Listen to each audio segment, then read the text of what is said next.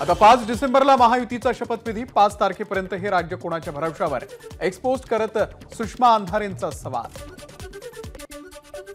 महाराष्ट्राच्या मुख्यमंत्रीपदी फडणवीसच होणार विराजमान। शहांसोबतच्या बैठकीमध्ये फडणवीसांच्या नावावरती शिक्कामोर्तब झाल्याची सूत्रांची माहिती। सर्व प्रक्रिया पार पाडून लवकरच औपचारिक घोषणा होणार। महाबैठकीमध्ये शिंदेंकडून 12 मंत्रिपदांसह विधान परिषद सभापतीपदाची आणि गृह नगर विकास यासह महत्त्वाच्या खात्यांची मागणी। मात्र उपमुख्यमंत्रीपद कोणाला मिळणार या संदर्भात कोणताही निर्णय नाही।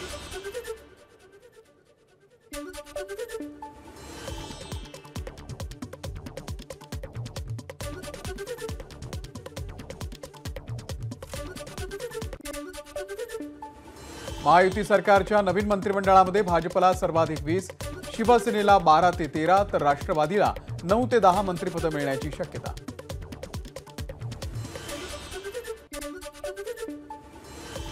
महायुती सरकारच्या मंत्रिमंडळामध्ये महिला आमदारांची संख्या वाढणार। 4 महिला आमदारांची मंत्रिपदी वर्णी लागण्याची शक्यता। आदित्य तटकरे, देवयानी फरांदे आणि श्वेता महाले यांच्या नावाची चर्चा। भाजपच्या विधिमंडळ गटाच्या बैठकीनंतर 2 दिवसात महायुतीची बैठक होणार। राहुल शेवाळेंची माहिती। कोणाला किती खाती मिळणार तेही 2 ते 3 दिवसांमध्ये कळेल अशी ही प्रतिक्रिया। मंत्रिपदासंदर्भात केंद्रीय नेतृत्व आणि राज्याचे नेतृत्व निर्णय घेणार। भाजपच्या प्रवीण दरेकर यांची प्रतिक्रिया। मंत्रिपदासंदर्भात कोणतीही मागणी केली नसल्याचं दरेकरांकडून स्पष्ट। मावळचे अजित पवार गटाचे आमदार सुनील शिळके मंत्रिपदासाठी इच्छुक। कोणत्याही मंत्रिपदाची जबाबदारी सोपवली तर जनतेला न्याय मिळवून देण्यासाठी प्रयत्न करेन, शिळकेंची प्रतिक्रिया।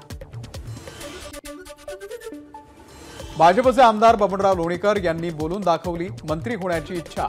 मराठवाड्यामध्ये मी सर्वात सिनियर तेव्हा मला मंत्रिपदाची संधी मिळावी, लोणीकर यांची पक्षश्रेष्ठींना विनंती। दिल्लीमध्ये आज काँग्रेस कार्यकारिणीची बैठक। बैठकीमध्ये काँग्रेसच्या पराभवाच्या कारणांवरती सविस्तर चर्चा होणार। मल्लिकार्जुन खरगे, राहुल गांधी यांच्यासह काँग्रेसचे नेते बैठकीला उपस्थित। वाढीव मतदानाचे व्हिडिओ चित्रीकरणासह पुरावे सादर करा। नाना पटोलेंची निवडणूक आयोगाला पत्र लिहून मागणी। एका दिवसात तब्बल 9,99,359 मतांची वाढ नेमकी कशी झाली, पटोलेंचा सवाल।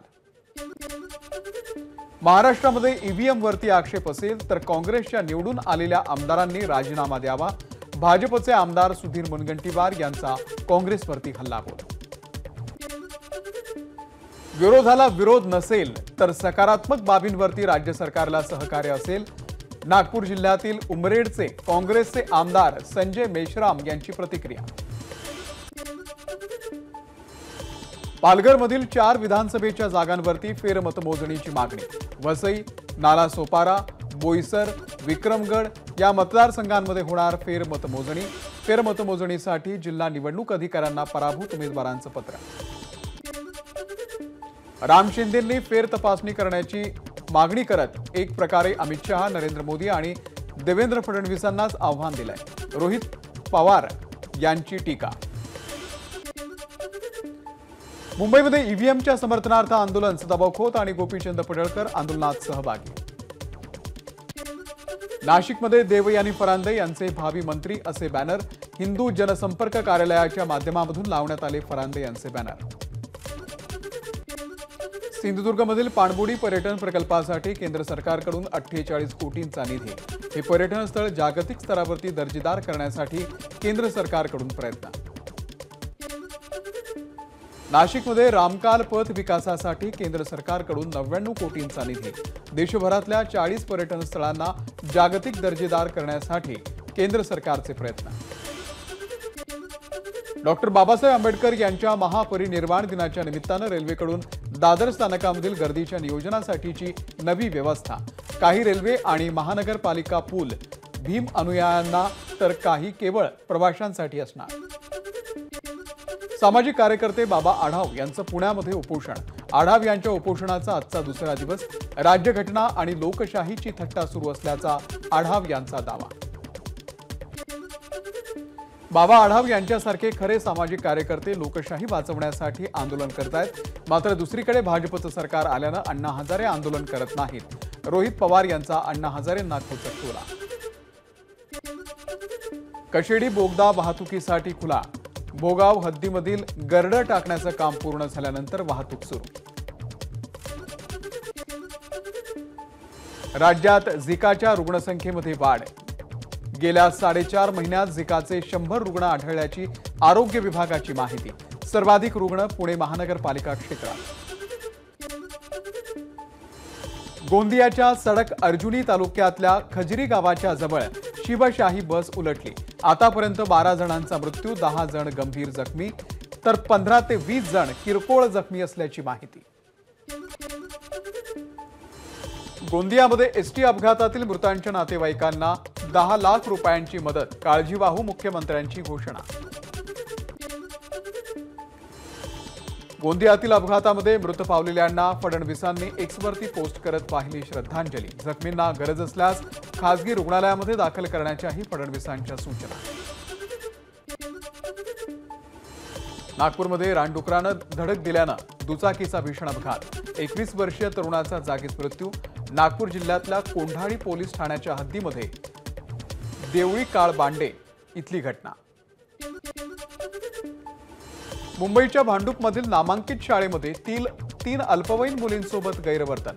शाळेच्या लिफ्ट मेकॅनिकनं गैरवर्तन केल्याचा आरोप। पालकांच्या तक्रारीनंतर पॉक्सो अंतर्गत गुन्हा दाखल, आरोपी अटकेत। जलजीवन मिशन योजना अपूर्ण राहिल्यानं कंत्राटदाराला चोप।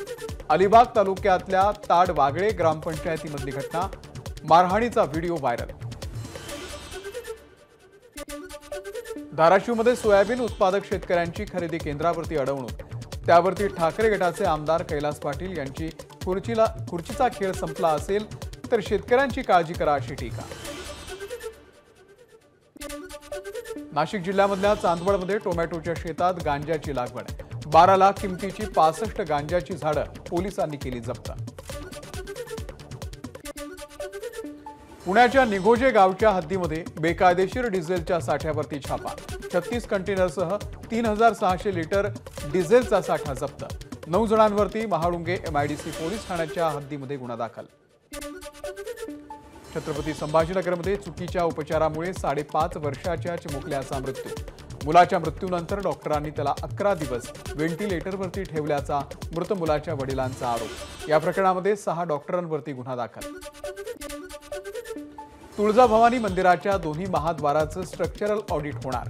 ऑडिट रिपोर्ट नकारात्मक आला तर दोन्ही महाद्वार पाडून 108 फुटी नवं महाद्वार बांधलं जाणार।